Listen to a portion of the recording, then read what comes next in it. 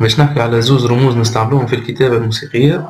الرمز الأولاني يفيد تدرج الصوت من ضعف للقوة واسمه كريشاندو، وهو شبيه بعلامة انفيريور اللي في الرياضيات.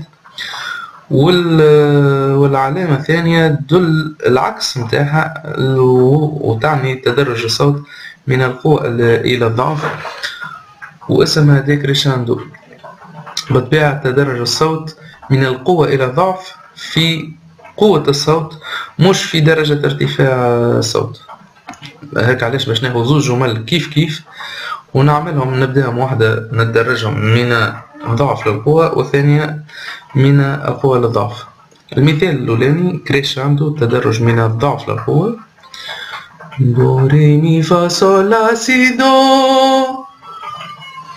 والمثال الثاني ديكريشاندو تدرج من القوة إلى الضعف، دو ري مي فا صول لا سي دو.